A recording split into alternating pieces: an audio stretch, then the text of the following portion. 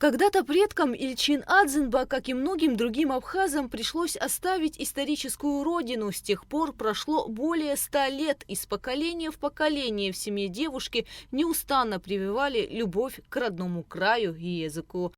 Мои родители с детства мне говорили: не забывай, что ты абхазка. Всегда помни это, где бы ты ни находилась. Когда началась Отечественная война народа Абхазии, они жили в Турции. Ильчин была совсем ребенком, поэтому отец не смог оставить ее одну с матерью и уехать. Мы жили в Турции на тот момент. Мама не работала, отец – единственный кормилец в семье. Он очень стесняется этого и говорит мне: я не смог приехать, когда нужно. Теперь ты подросла, делай все, что можешь для Абхазии.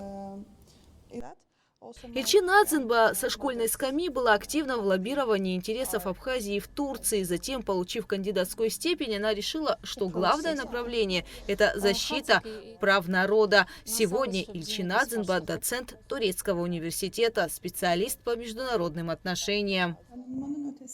О правах граждан Абхазии на международных площадках я говорю с 2020-го. Тогда же я завела первые контакты с представителями ООН. О независимости Абхазии и ее народе я говорила на площадке в Австрии, в Вене. Тогда я сказала, что я первая абхазка, представляющая интересы Абхазии. Все подумали, что это шутка. Затем я выступала на площадке ООН в 2023 и 2025 годах.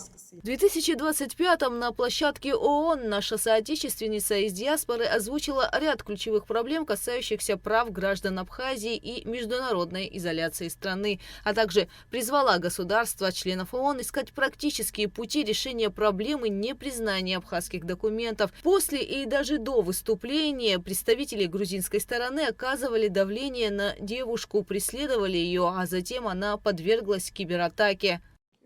На второй день форума на площадке ООН представители грузинской делегации сели напротив меня, чтобы оказать давление. Они были уверены, что я не осмелюсь говорить или упоминать Абхазию, но меня поддержали чудесные люди из других делегаций других стран. Они сели рядом со мной, чтобы показать, они поддерживают меня и Абхазию. Затем один из представителей грузинской стороны пошел за мной и сказал, что хочет поговорить со мной лично. Я ушла. Преследовали до аэропорта. Слава богу, я добралась домой. Несмотря на давление и угрозы с грузинской стороны, Ильчин отмечает, что и дальше будет выступать и защищать интересы Абхазии. Я и далее буду выступать и интегрировать выступления тех, кто здесь проживает. В единстве наша сила. Нужно совместно реагировать и задействовать Федерацию культурных центров Турецкой Республики.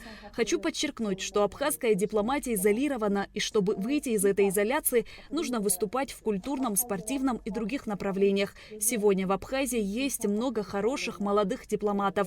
Совместная работа Министерства юстиции и МИДа приведет к такому документу, который можно будет представить на международных площадках и далее. Впереди у Ильчин Адзинба много планов, в том числе и переезд в Абхазию. Супруг Ильчин абхаз. В семье говорят на нескольких языках. В приоритете, конечно, абхазский. По словам правозащитницы, старший сын владеет им лучше, чем она. В эти дни Ильчин Адзинба на исторической родине Абхазии. Здесь ее тепло встречают и всегда ждут.